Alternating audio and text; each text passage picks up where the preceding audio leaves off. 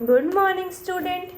बच्चों, कल हमने कुछ प्रश्नों का दोहरान किया था और आज हम परीक्षा से संबंधित कुछ और प्रश्नों का दोहरान करेंगे। देखिए, प्रश्न संख्या 3 है, सही वाक्य के सामने सही और गलत के सामने गलत का निशान लगाओ। वाक्य पढ़ो, यदि वाक्य सही है तो सही और यदि वाक्य गलत है तो गलत का निशान लगाइए। देखो, क वाला देखो बच्चों, खेत में चिड़िया और उसके बच्चे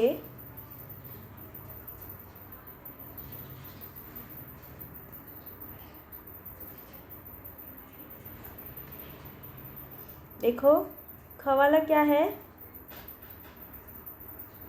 खेत में चिड़िया और उसके बच्चे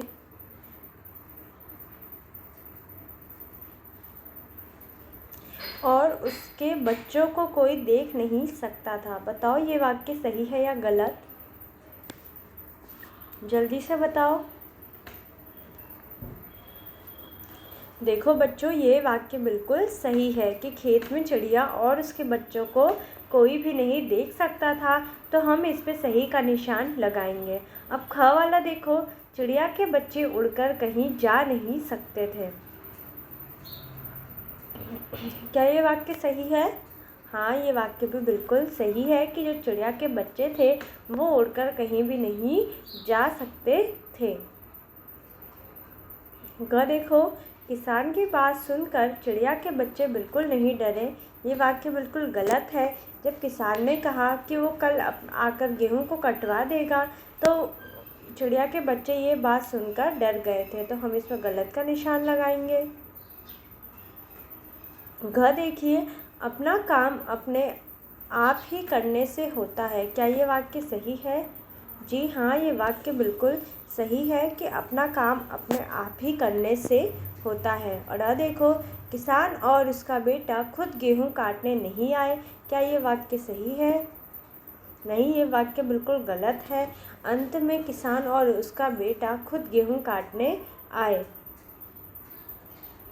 तो इस तरीके से हमने इसका दोहरान किया, आप भी इसका दोहरान करिए। अगला देखिए, किसने कहा और किससे कहा?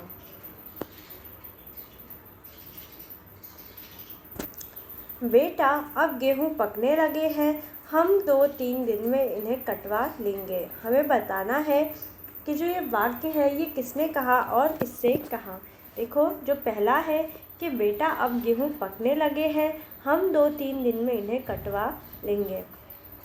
ये किसान ने अपने बेटे से कहा। किसने कहा था? किसान ने अपने बेटे से। हाँ देखो बच्चों, तुम इतने डरे हुए क्यों हो? ये चिड़िया ने अपने बच्चों से कहा। किसने कहा था? चिड़िया ने अपने बच्चों से। ग देखो, अब हमें ये गेहूं खुद ही काटने पड़ेंगे। ये किसान ने अपने बेटे से कहा था। देखिए, पहला जो वाक्य है वो किसान ने अपने बेटे से कहा था, दूसरा जो वाक्य है वो चिड़िया ने अपने बच्चों से कहा था और तीसरा जो वाक्य है वो भी किसान ने अपने बेटे से कहा था। अब हम इससे संबंधित पाठ्य पुस्तक का दोहरान करेंगे। ख देखिए, आसमान में कौन कौन चमकते हैं? बताइए। देखो, इसका उत्तर आसमान में तारे और चांद चमकते हैं। कौन कौन चमकते हैं? तारे और चांद। ग देखिए, भगवान को बच्चे क्यों अच्छे लगते हैं? देखो, भगवान को बच्चे इसलिए अच्छे लगते हैं क्योंकि बच्चों का मन निर्मल होता है। क्यों अच्छे लगते हैं? क्योंकि जो बच्चे हैं उनका मन कैसा होता है?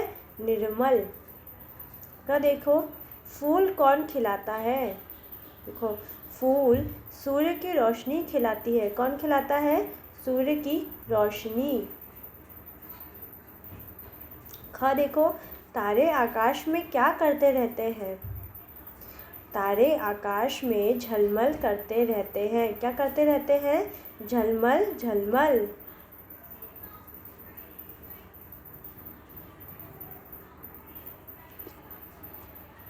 अब हम हिंदी व्याकरण से संबंधित कुछ प्रश्नों का दोहरान करेंगे।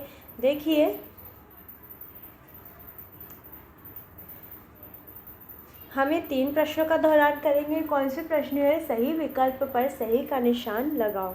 देखो, ये प्रश्न है, ये इनके विकल्प हैं और आपको इन विकल्पों को पढ़ना है और इस पर सही का निशान लगाना है। क्या करना है?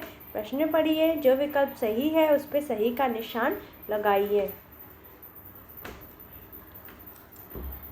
देखो बच्चों, ख है, किसी बात को लिखकर बताना होता है। मौखिक भाषा, लिखित भाषा या सांकेतिक भाषा? बताइए, जब हम किसी बात को लिखकर बताते हैं तो कौन सी भाषा है? देखिए, वो होगी लिखित भाषा। क्यों? क्योंकि लिखकर बताना किसी बात को, ये लिखित भाषा का उदाहरण है।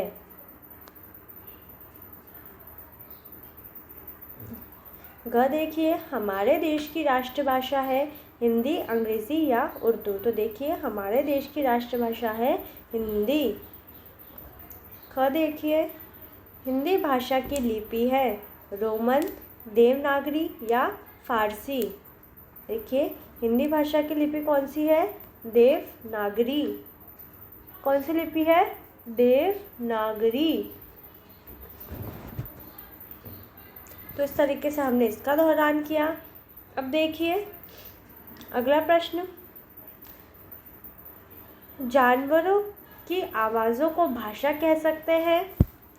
देखो, प्रश्न क्या है कि सही के सामने सही और गलत के सामने गलत का चिन्ह लगाइए। यानी वाक्य पढ़ना है, यदि सही है तो सही और यदि गलत है तो गलत का चिन्ह लगाओ। देखो, जानवरों की आवाज़ों को भाषा कह सकते हैं, ये बिल्कुल गलत है। हम जानवरों की आवाज़ों को भाषा नहीं कह सकते। ख देखो, भाषा केवल मनुष्य ही बोल सकता है। बिल्कुल सही, जो भाषा है वो केवल एक मनुष्य ही बोल सकता है। ग देखो, अपनी बात बोलकर कहना भाषा का लिखित रूप है। नहीं, अपनी बात बोलकर कहना भाषा का मौखिक रूप है। घ देखो, चौराहे पर खड़ा सिपाही लिखित भाषा में बात करता है। ये भी बिल्कुल गलत है, क्योंकि चौराहे पे खड़ा सिपाही हमेशा सांकेतिक भाषा में बात करता है। तो इस तरीके से हमने इसको हल करा। अगला देखते हैं, ध्वनि के लिखित रूप को वर्ण कहते हैं। हाँ, बिल्कुल सही है। वर्ण 3 प्रकार के होते हैं। नहीं बच्चों, संयुक्त व्यंजन 2 वर्णों से मिलकर बनते हैं। हाँ, ये बिल्कुल सही है। जो संयुक्त व्यंजन है वो 2 वर्णों से मिलकर ही बनते हैं। अंह और अह स्वर है। नहीं, ये स्वर नहीं है, तो ये भी गलत है। देखिए, पहला सही दूसरा गलत, फिर पहला सही दूसरा गलत, पहला सही दूसरा गलत, तीसरा सही चौथा गलत। तो इस प्रकार से बच्चों हमने सारे प्रश्नों का दोहरान कर लिया। अब एक और प्रश्न है, इसका भी दोहरान कर लेते हैं कि चित्र की सहायता से क्या करना है? चित्र की सहायता से इन वर्णों व मात्राओं को मिलाकर लिखिए। चित्र देखिए और जो वर्ण और मात्राएं हैं उनको आपको मिलाकर लिखना है। पहला चित्र देखिए, किसका है? सूरज का। तो देखो, स उ र ज, स पे उ की मात्रा लगाओ सु, फिर र लिखो, फिर ज लिखो, मिलकर क्या बनेगा? सूरज। अगला चित्र है कुर्सी का। देखो, क उ र स ई, क पे उ की मात्रा लगाओ कु, र लिखो, स पे ई की मात्रा लगाओ, तो क्या होगा? कुर्सी।